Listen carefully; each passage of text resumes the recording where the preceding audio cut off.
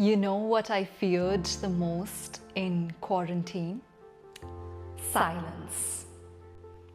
But when I finally sat still, there was noise, a lot of it, inside.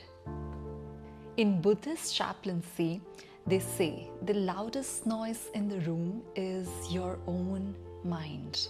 Chaplains don't try to fix your pain. They just sit with you in presence.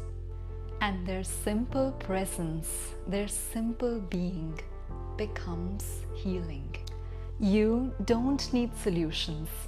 You need someone who can hold space without judgment, like Tuna the dog or a plant. No advice, just presence. Be that presence for someone today.